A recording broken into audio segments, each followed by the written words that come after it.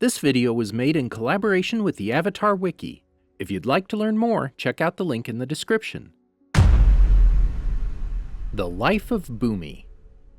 Bumi is Avatar Aang and Katara's first child and eldest son, as well as the only one to be born a nonbender among the couple's 3 children. He later developed airbending abilities after the Harmonic Convergence of 171 AG. Before his retirement, he was the commander of the 2nd Division of the United Forces. Welcome to the Amagi. In today's video, we're going over the life of Bumi. Before we begin, we publish a new video every day, so be sure to subscribe to our channel and ring the bell to get notified about our latest videos. Early life. The firstborn and only nonbender among Aang and Katara's 3 children, Bumi grew into a rambunctious child who needed close supervision. Similar to his sister Kaya, Bumi was somewhat distant from his father, who was focused primarily on his avatar duties, preserving air nomad culture and training Tenzin in airbending. Regardless, the family remained close, and Bumi was supportive of Kaya when she revealed her sexual orientation to him. According to Bumi, he was kidnapped in a potato sack and forced to enlist in the United Forces, where he became a commander. In the course of his career, Bumi was involved in many missions. He commanded a rescue operation in the mountains near Ba Sing Se, led his men against hostile sandbender tribes in the Siwang Desert, and captured a band of pirates at the Hurricane Straits. The commander also claimed to have participated in a rock-throwing contest, during which he defeated an earthbender, winning a trophy as a result. Because of his achievements, unorthodox tactics, and exceptional character, many of his colleagues, including General Iroh, came to respect him greatly. 170 AG. In 170 AG, during the battle for Republic City, Bumi was sent a wire from Gomu by General Iroh after the latter's fleet was defeated by Equalist biplanes. The firebender instructed Bumi to hide his armada at Red Sand Island until Iroh signaled him that it was clear to attack. Bumi later arrived at Air Temple Island with reinforcements, growling and cackling atop his ship, much to the embarrassment of his younger brother Tenzin, who became annoyed upon the realization that he would have to entertain his hyperactive brother. Jinora, WIKI, and Milo, however, were delighted to see their uncle. Retirement and life with Tenzin's family. 6 months after arriving in Republic City, Bumi retired from the United Forces and came to live on Air Temple Island with Tenzin and his family. Bumi later stood at a gateway on Air Temple Island that doubled as the finish line to the air scooter race between Korra, WIKI, Jinora, and Milo, serving as a referee. He waved a checkered flag as Korra passed and declared her the winner of the race. Bumi sided with Korra in her argument with Tenzin when she insisted that she had already mastered airbending, annoying his younger brother. When Tenzin dryly asked him if it was too late for him to rejoin the United Forces, Bumi happily announced that his resignation papers had already been processed, and he promised 24/7 Bumi time for his younger brother, pinching Tenzin's face in a teasing manner. He continued to tease his brother as he mocked Tenzin's ability to be relaxed on a vacation and suggested he accompany them for the purpose of seeing Vacation Tenzin, which Tenzin opposed. However, when Korra interjected that they would first visit the Southern Water Tribe to attend the Glacier Spirits Festival, Bumi joyfully announced that Tenzin could not keep him from accompanying them there, as their mother, Katara, had already invited him. Upon arriving at the South Pole, the brothers reunited with their mother and sister Kaya, and Bumi teamed up with her to continue teasing Tenzin. At the royal banquet, Bumi mocked Tenzin over being potentially replaced by Chief Unalaq as Korra's spiritual mentor. That night, Bumi was awoken by the attack of a dark spirit, though by the time he arrived, the entity had already been calmed by Unalaq. He witnessed how Korra told Tenzin that she no longer required his services and dismissed him as her teacher, while thanking him for his tutelage thus far. When the time came that Tenzin was preparing his departure for the Southern Air Temple, Bumi was allowed to tag along, after their mother persuaded Tenzin to spend some time with his siblings. As Bumi struggled to climb aboard Ugi, Tenzin helped him up with a small air blast. Family troubles. Upon arriving at the Southern Air Temple, a frustrated Bumi and Kaya asked for assistance with their luggage, though ended up severely annoyed by a female air acolyte who thought that they were Tenzin's servants. Their irritation grew as the woman reacted sympathetically upon learning that they were not airbenders. The next day, as the family began relaxing, Bumi interrupted Tenzin's relaxation as he jumped out with an unbuttoned robe and boxers, much to the discomfort of his sister.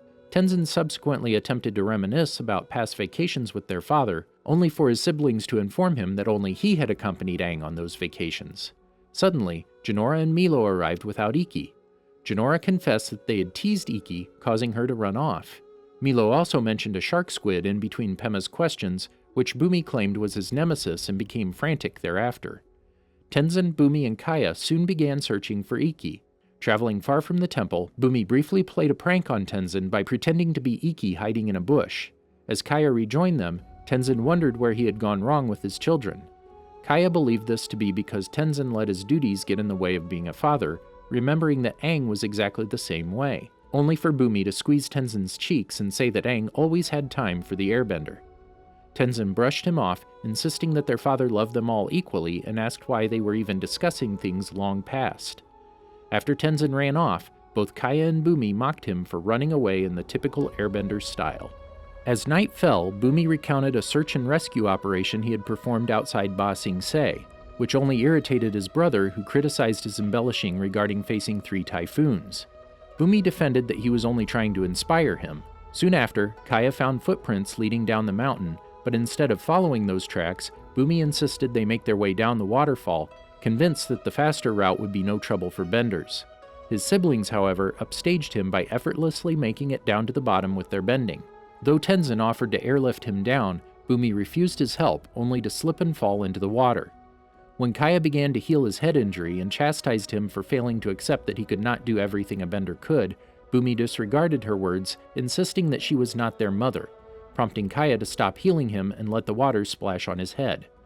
Bumi attempted to turn to Tenzin for support, but his younger brother retorted that he had always been the most childish, whereas he had to be the responsible one. Kaya took offense to the remark, stating that only she was willing to move to the South Pole to support their mother after their father had died.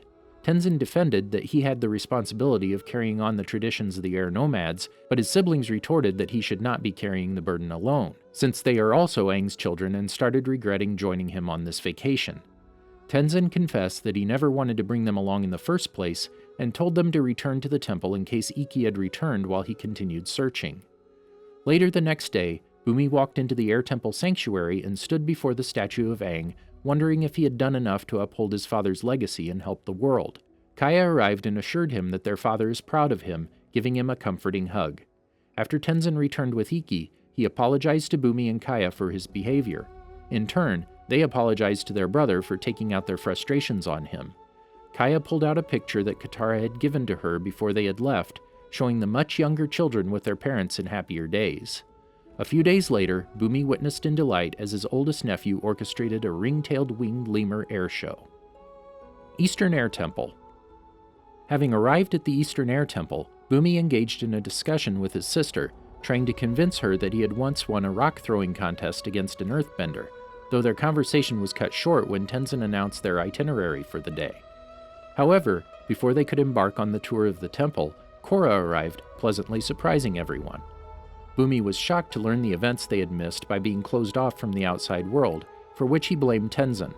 When it became apparent that Korra needed to enter the spirit world, Bumi tagged along to several locations where he witnessed Korra and Tenzin meditating in an attempt to cross over.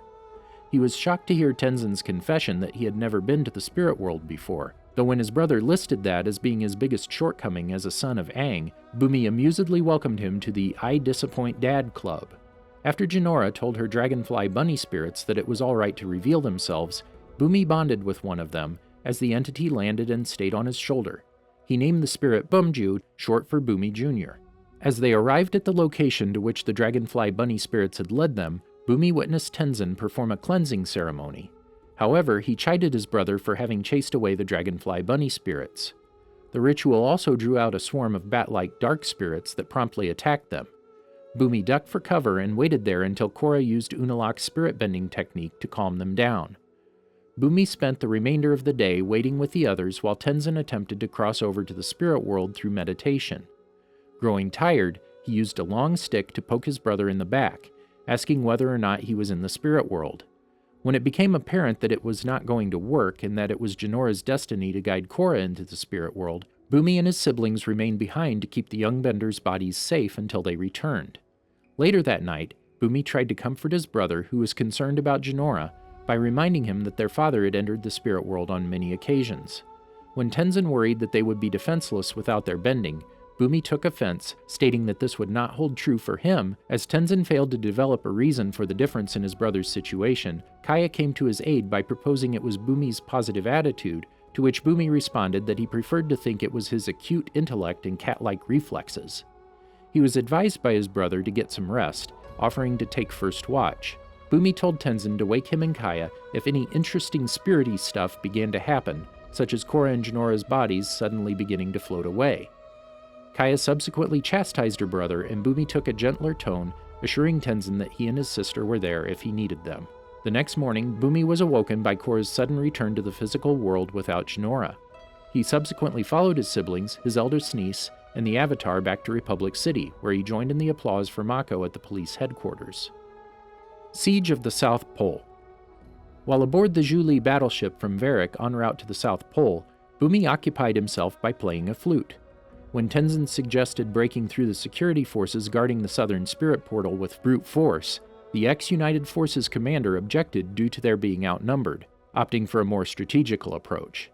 However, when he elaborated on a similar encounter in which he defeated pirates with a feather, 2 eggs, and a barrel of molasses, Tenzin promptly dismissed it as another one of his crazy stories. After receiving a distress signal from the Southern Water Tribe rebels, Bumi accompanied everyone else as they traveled to the Southern Water Tribe compound, where they left Jinora's body with Katara. When deciding on how to enter the spirit portal, Bumi once again brought up a similar tale regarding how he had fashioned together a catapult in order to bypass defending sandbenders and reach the water of an oasis. Although he was silenced once again by his brother, his tale inspired Asami to devise the plan of an aerial attack using a biplane and Ugi.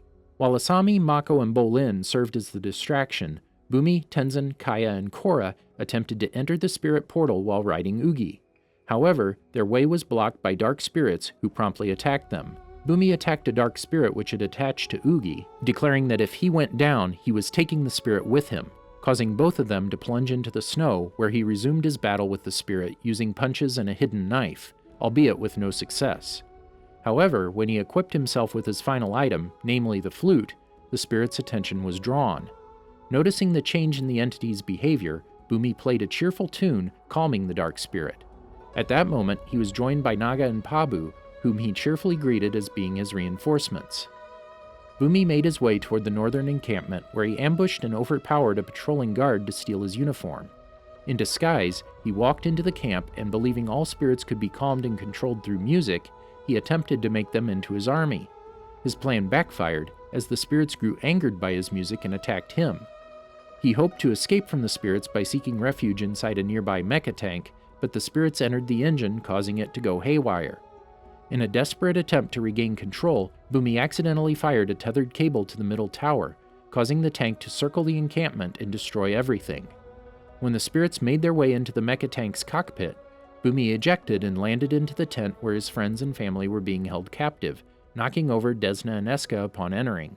When they all exited the tent and oversaw the wreckage Bumi had dealt to the camp, a baffled Tenzin inquired how he had managed to accomplish such a feat by himself.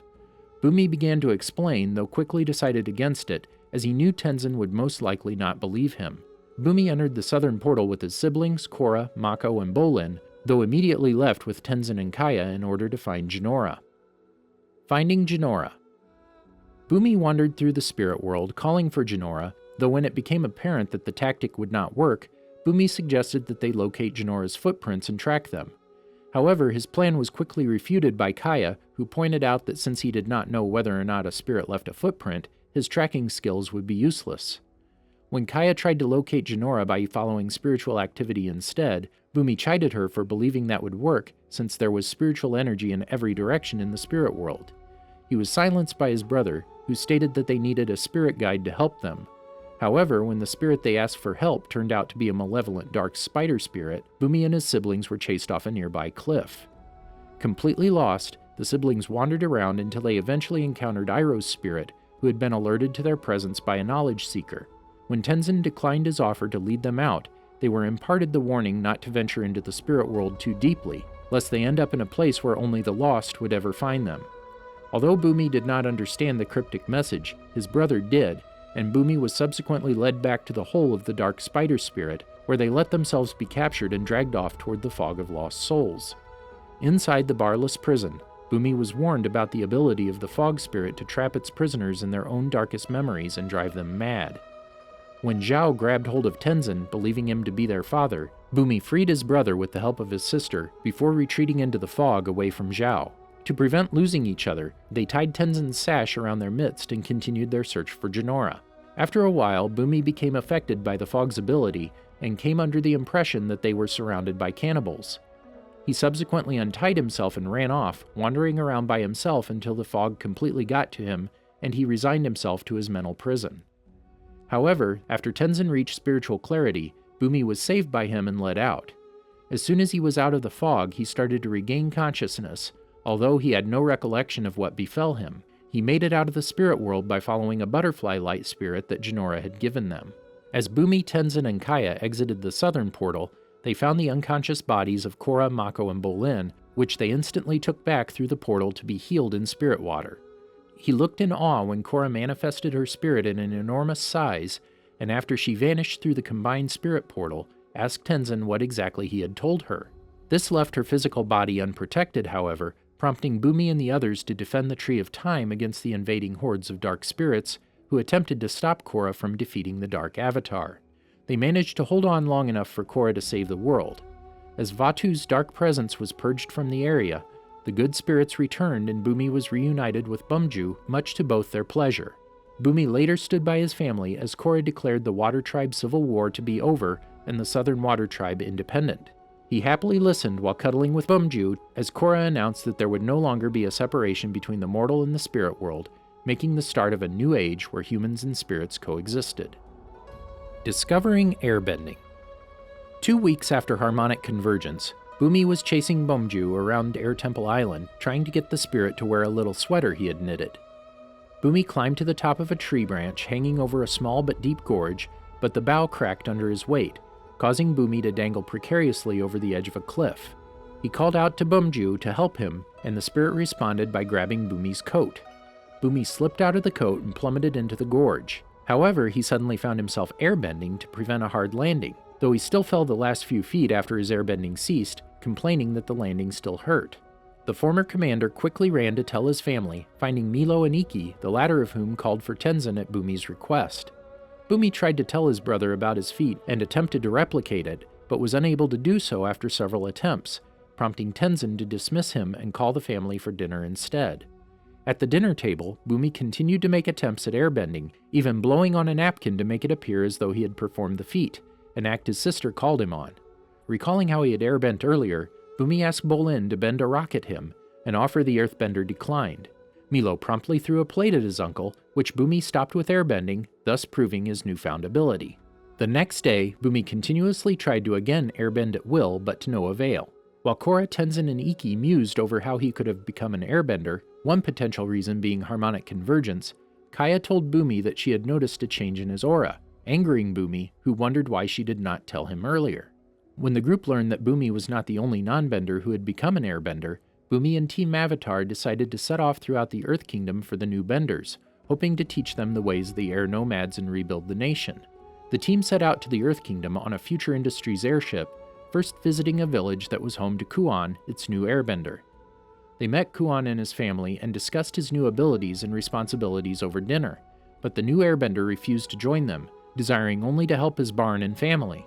After multiple unsuccessful attempts to recruit the new airbenders, the group discussed the best method for recruiting the new airbenders. After Bolin suggested throwing them into potato sacks and dragging them onto a ship, Bumi replied that said method was how the United Forces got him to join. He later assured a disheartened Tenzin that he still wanted to be an airbender, and helped come up with a new plan to dazzle potential recruits. Bumi was going to suggest decorating Tenzin's robes with sequins, but instead agreed with Bolin's idea of an airbending street performance. During the performance that followed, Bumi demonstrated his airbending with several small gusts of wind from his hands, as Bolin remarked on the progress that could be made in just a few weeks of training under Tenzin. To Ba Sing Se. After a young orphan airbender named Kai joined the group, they headed to Ba Sing Se to search for airbenders. Along the way, Bumi and Kai trained with Jinora. Despite Bumi's experience as a fighter, Kai was able to best him, using airbending to sweep Bumi's feet out from under him. Upon helping him up, Kai playfully stole Bumi's wallet, prompting the retired commander to chase him. When the team had settled in Ba Sing Se, they soon noticed that Kai had gone missing. Like the others, Bumi was not able to find him in their house. The next day, Mako and Bolin returned to the group to inform them that the Earth Queen Hao Ting had been capturing airbenders to conscript into her army. Bumi pointed out that technically the Earth Queen had the right to conscript her own citizens, causing everyone to glare at him. Upon Mako's suggestion that they check out Lake Laogai as a possible hiding place for the airbenders, and Jinora stating that she could use her spiritual projection to investigate, Bumi asked if it was indeed the same technique Jinora applied to find Korra during Harmonic Convergence. After finding out that the airbenders were being held underneath the Earth Queen's temple, the group discussed what they could do to free them. Bumi suggested that they infiltrate the temple at night with 2 insertion teams and a third on the outside. However, he impractically suggested that they would need 12 tons of blasting jelly, a medium-sized bulldozer, and a badger mole who knew Morse code. Their party was soon joined by Lin, who had come to warn Korra that Zahir, Gazan, Minghua, and Pali were hunting her, and insisted that she return to Republic City, but instead joined their effort when Korra retained her desire to free the airbenders. As night fell, the party easily overwhelmed the 2 royal earthbender guards and infiltrated the temple before splitting up. Korra, Tenzin, and Bumi went looking for the airbenders, while Mako, Bolin, and Jinora went to free Kai. Once the airbenders were freed, Bumi radioed Lin and Asami to bring in their airships to extract them. The ex-commander was upset, however, that Lin did not understand his code names, believing no one liked them anymore. When it seemed like the coast was clear, Dai Li agents appeared to block their escape and attacked the Earth Queen's order when the team refused to turn them over. As Tenzin, Korra, and the other airbenders attempted to hold the Dai Li off, Bumi caught sight of Lin's police airship and signaled for the group to flee. They ascended the scaffolding around the temple, and once they all reached the ship, Bumi radioed for Lin to begin the escape. The group was able to flee the city with everyone in tow, and by the next morning landed safely in the city's outskirts. Airbending Training. Once at the Northern Air Temple, Tenzin began telling the airbenders about air nomad history.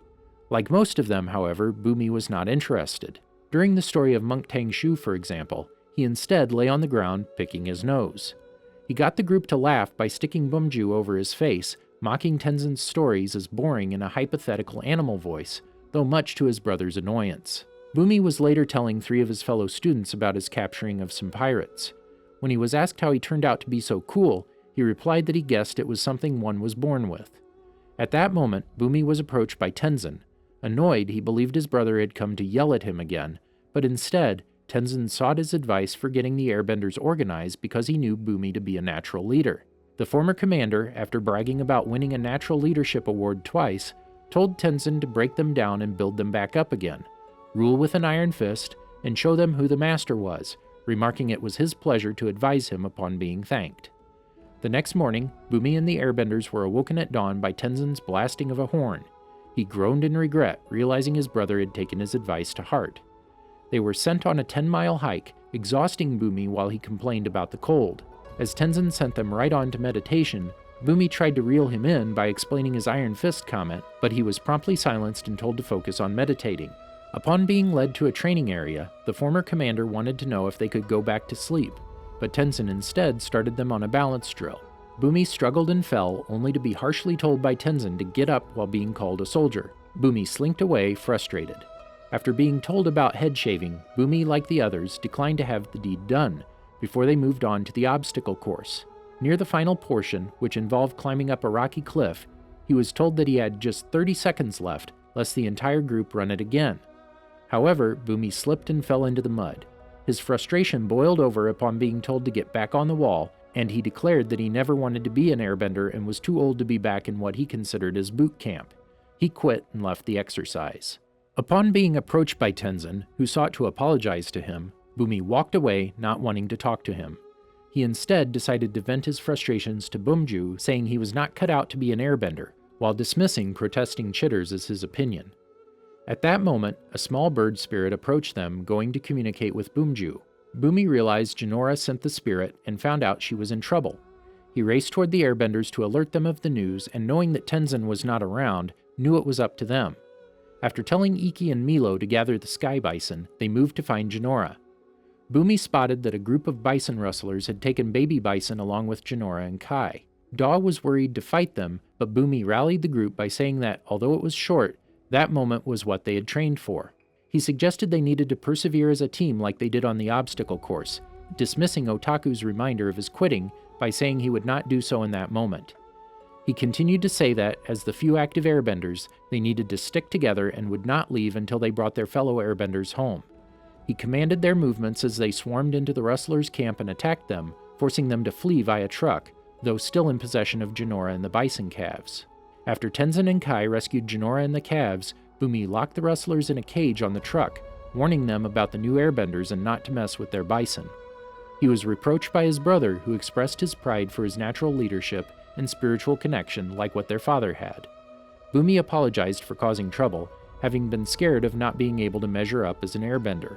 He also explained that he never felt like part of the Air Nation despite being Aang's son, but Tenzin assured him he was, leaving him to smile. The Red Lotus Ambush. Sometime later, Bumi was in a courtyard with some other airbenders when Tenzin and Milo approached him, warning him that Zahir and the Red Lotus had arrived and that he needed to help round everyone up for an evacuation. Bumi made his way to a meditation room where Kaya, Opal, and others were meditating and passed along the warning. However, soon everyone was surrounded and gathered into a courtyard by Zahir, Ghazan, and Minghua. The former told them that they would be let go safely as long as they cooperated, as they were to be used for leverage. After Tenzin attacked the three, he requested Bumi and Kaya's assistance in holding them off.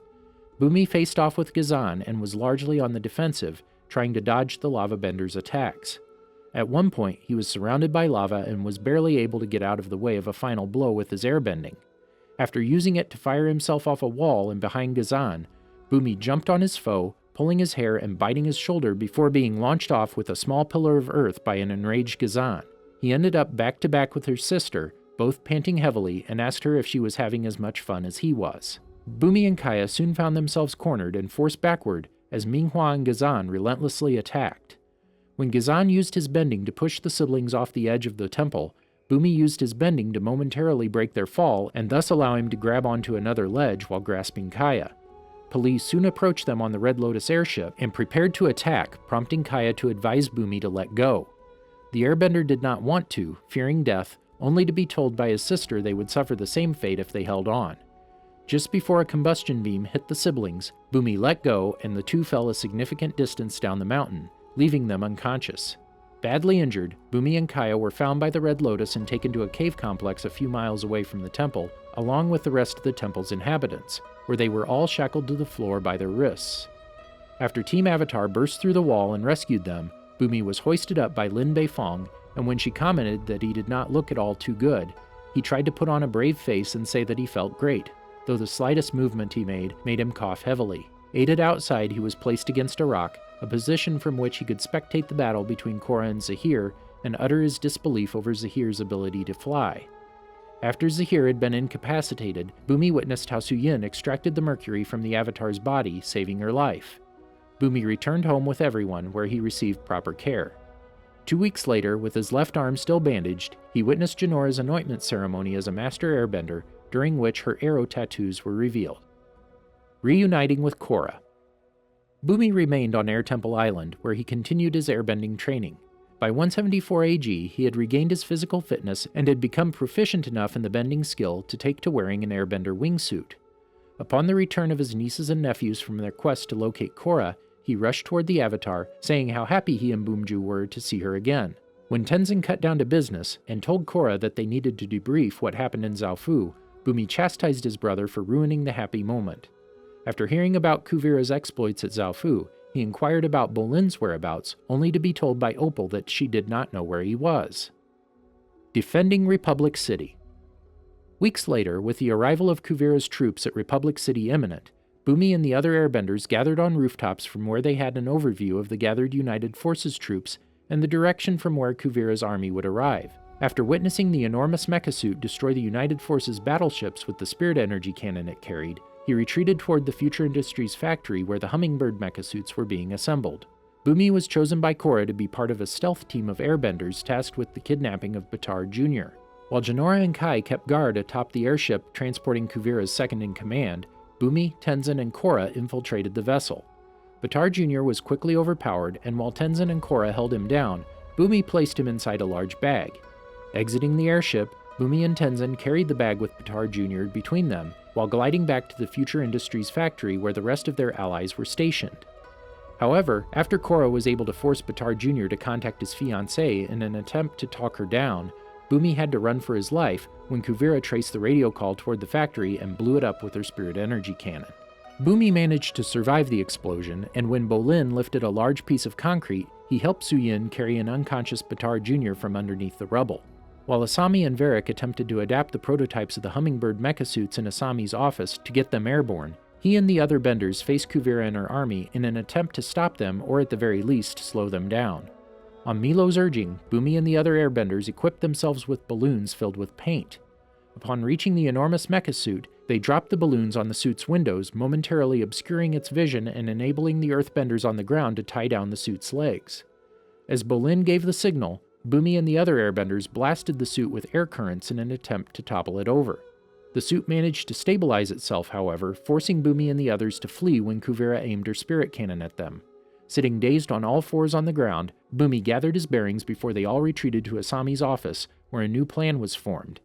The benders would relentlessly attack the mechasuit to distract it and enable the two Hummingbird mechasuits to land on the enormous machine and cut a hole in it without being squashed. When Kuvira aimed her cannon at Korra, Bumi, his airbending family, Kai, Daw, and another female airbender worked together to form a tornado in their wake and swoop down on the weaponized arm of the suit, knocking it out of balance and distorting its aim. In the aftermath of Kuvira's defeat, Bumi worked at the temporary evacuee camp on the outskirts of Republic City under Zhu Li's leadership, where he helped the returning evacuees settle in as comfortably as possible. Did you enjoy the video? Be sure to tell us in the comments. And make sure to subscribe. And check out these other great videos from the Amagi. If you'd like to support me, you can also subscribe to my personal channel. See you guys tomorrow!